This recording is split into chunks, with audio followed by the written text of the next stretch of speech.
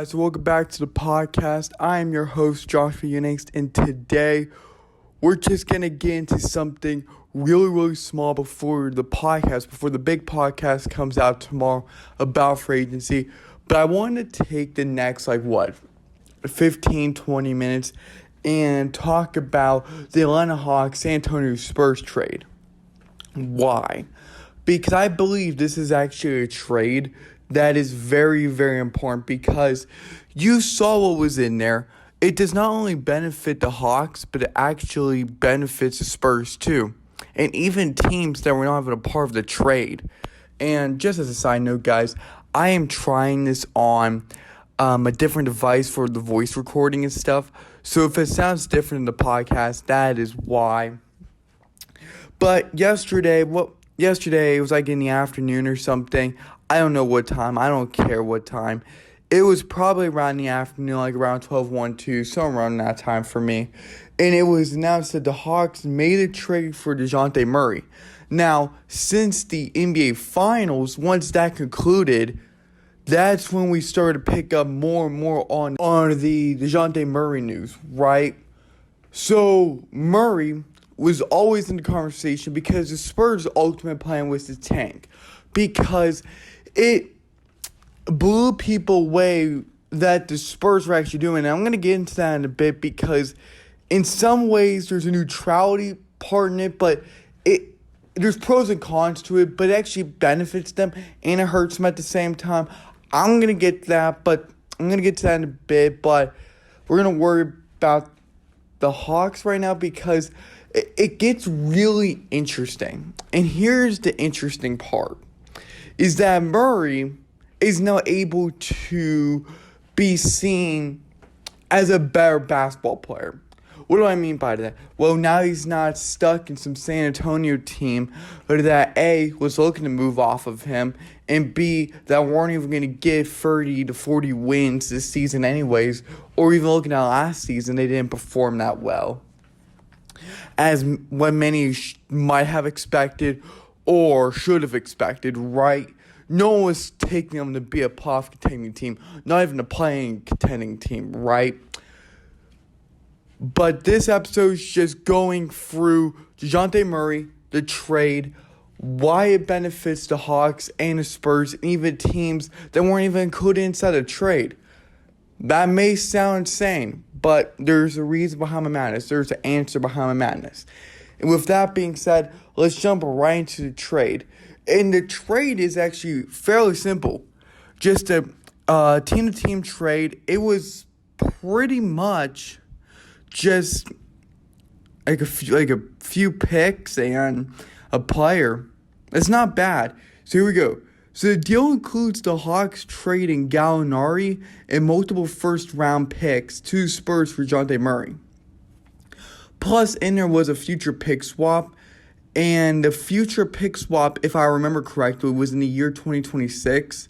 So for the Spurs, they received a 2026 pick swap, a 2023, 2025, and 2027 first-round pick.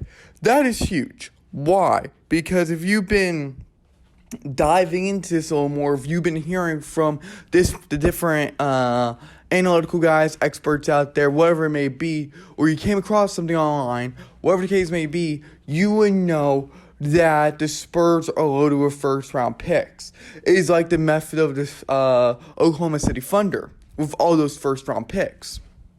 The Spurs, I believe, have 9 first-round picks. That's 9 first-rounders in the years to come. So you may be saying, wow, why would he give up Dejounte Murray for picks that would extend all the way out to 2027? And it was only 3, and 4 if you include the pick swap, but I'm not going to include that right now. The reason why that's such a huge deal is because they're in a rebuild mode. We know that. They're tanking. Greg Popovich already signed off on that. The ownership have signed off on that. Everyone's in agreement that they're tanking and they're going to tank hard.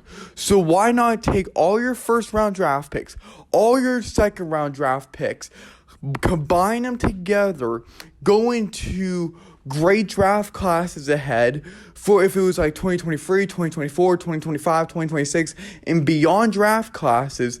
See who you can get and build from the ground up.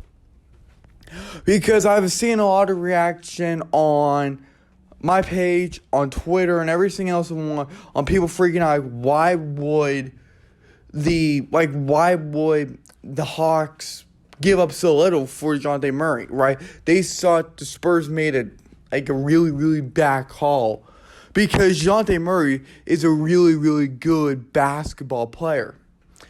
So there was a lot of confusion around there, and it was also taking into perspective for the Phoenix Suns, why didn't Phoenix go into that?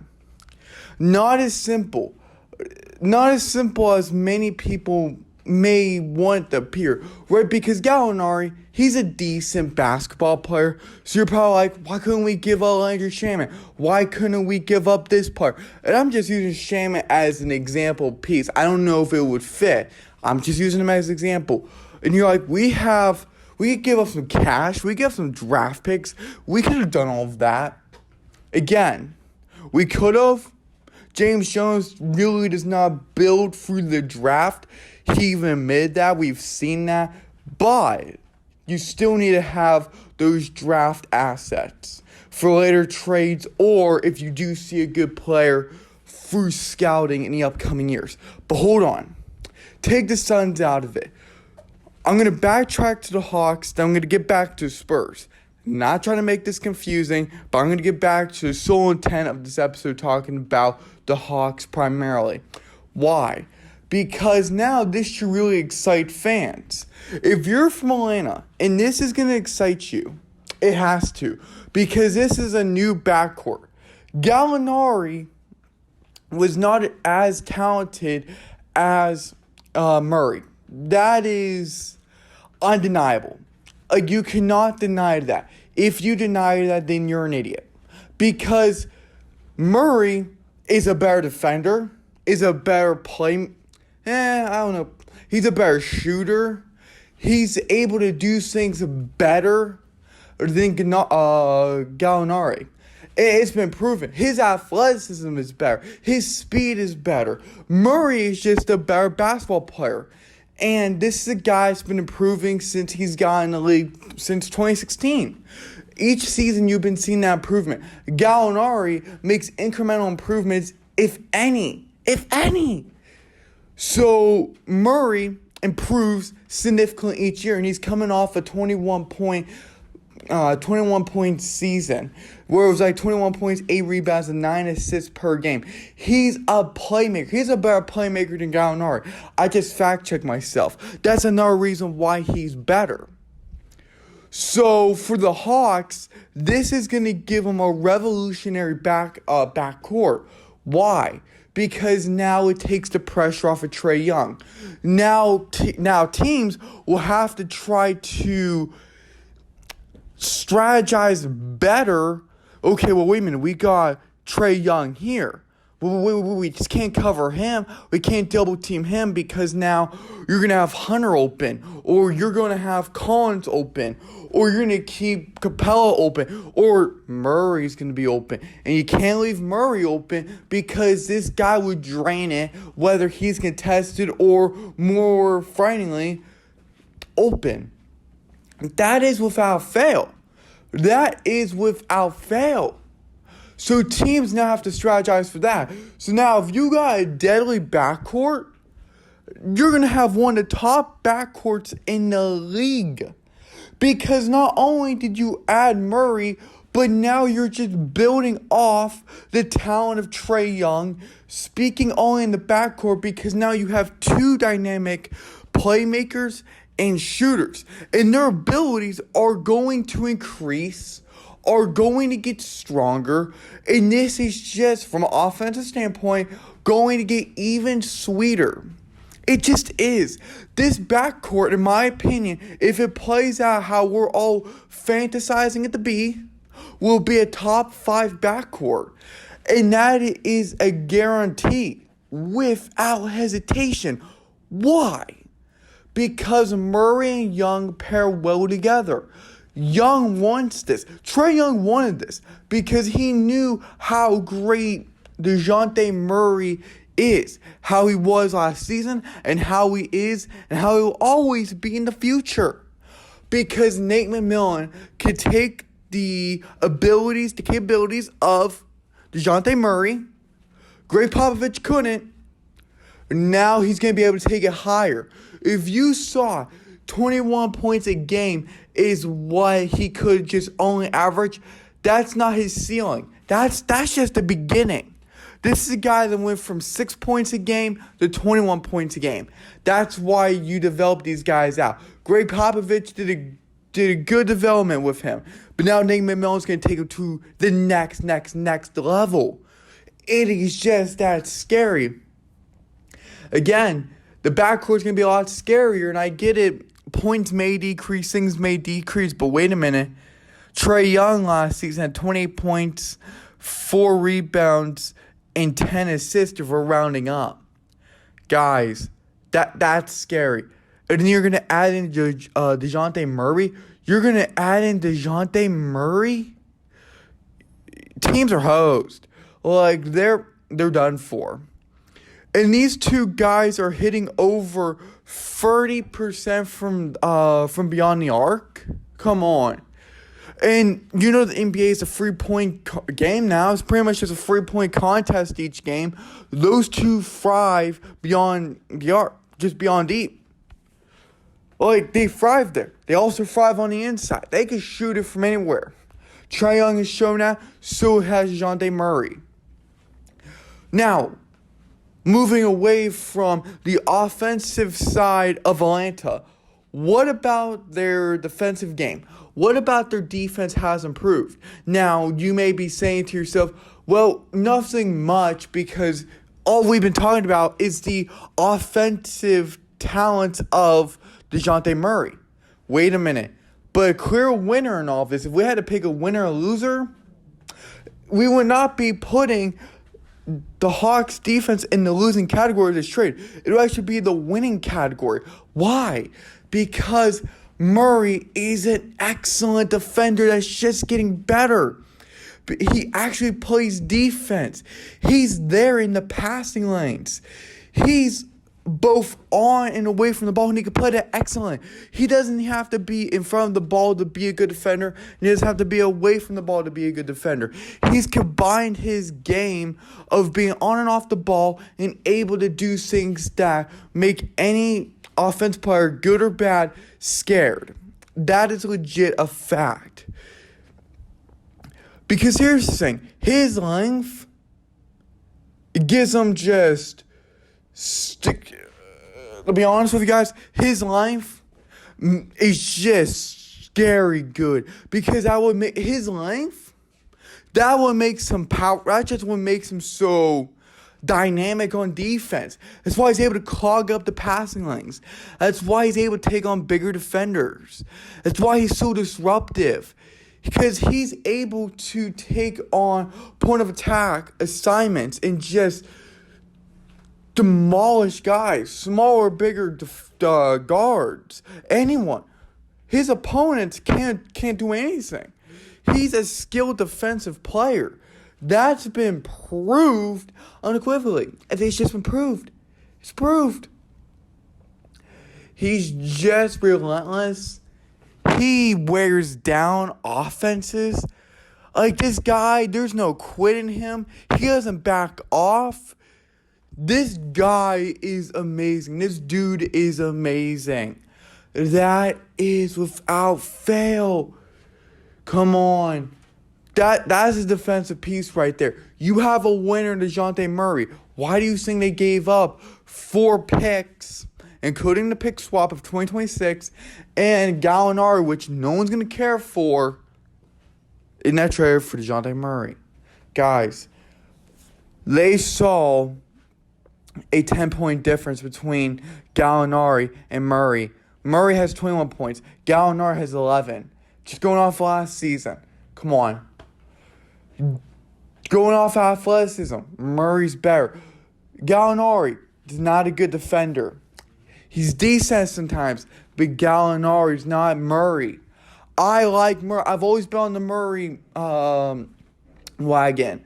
That is without fail. Murray is better offensively and defensively than Gallinari.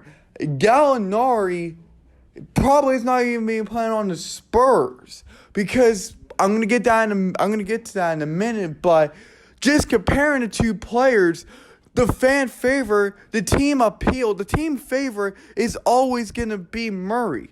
That is without question. But now hold on. Let's just take a step the other direction. Before I touch on the Spurs, I've touched on them in a little bit, but moving away from comparing Gallinari and Murray a little bit, just skimming the surface, right? I'm going to go talk about other teams that are not involved in this trade. And it dawned on me till I started reading a Bleacher Report article about winners and losers of this trade because I wanted to see what else was happening. I wanted to see what else was happening. I wanted to see what our people's opinions were. What I found out, and it was pointed out amazingly, that teams are actually winning. You want to know why? Because the Spurs are in rebuild mode. And I'm just going to talk about the Spurs now too, because why do I care? It's all going to go together. The Spurs are in rebuild mode. They don't want to win because they want to tank. And the reason why you tank now is to use all your draft picks to get inside the lottery so you can get really, really good, high efficient players in the future. So now teams that are interested in trading for other Spurs players, get ready because now they're willing to. Because here's the thing, Gallinari, immediate buyout candidate. He's gone. He is gone. You want, I think Josh Richardson's there. Yeah. You want Jacob Lout? I hope I'm saying his name right. Boom. You can get him because he's a rim protector. So if you need a rim protector, get Jacob. If you want Johnson, get him. They're going to start fielding offers. So just start pounding in on that. Because here's the funny part, guys. Teams will now have a greater chance of getting these guys because the Spurs are like, okay, hold on. We're tanking. The quote, whoever said this, got the blessing of Greg Popovich. And that's just weird, but okay. Maybe I don't get it, but we've got the blessing of Coach Pop here. They're tanking. Everyone knows that. They're going to wait to the 4 years until they can see some success, some improvement, right? So now they're going to try to tank all the way down, probably to like a 14th, 15th, just so they don't even get near, so they could just get a good draft pick or have a chance to get a good draft pick, if that makes sense. So now with that being in mind, teams now have a greater possibility of getting players from San Antonio, which is not. So this is not improbable. This is actually very, very possible, and this is actually something very, very unique that teams have to capitalize this on. Now, real quick, just because I was talking about, I'm going to backtrack one more time. I put out a poll on my Twitter account at CourtSideHeat if anyone cares. And I asked, rate the new backcourt for the Hawks. In parentheses was Murray/Young.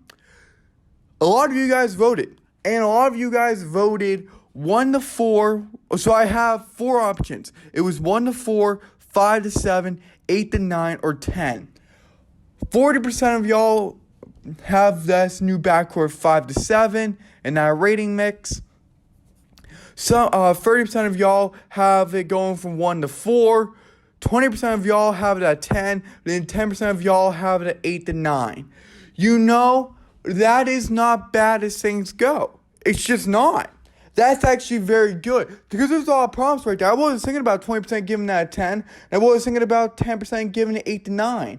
So that is actually something very promising Hawks fans should be excited about because there should be a lot of extended confidence about this new backcourt, about this duo that's going to go hand to hand.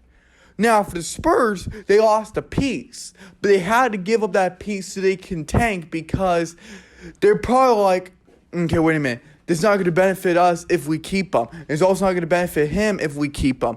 So they just wanted to part from him, which makes sense. So now the Spurs were able to say, yo, we'll wait 2 to 3 years. We're going to tank. We're going to start tanking our guys. We're going to trade them. We're going to have the worst roster. We're going to improve so bad that it will become the laughingstock NBA. Or then we'll be able to really coach up his team, develop this team when we're able to get to 2023, 2024, 2025, and all those different draft classes and drafts. That's going to be their that's going to be their, I don't know what is a stupid expression, but that's going to be their solid finish. That's going to be their starting point. And that's going to be where guys start to get excited.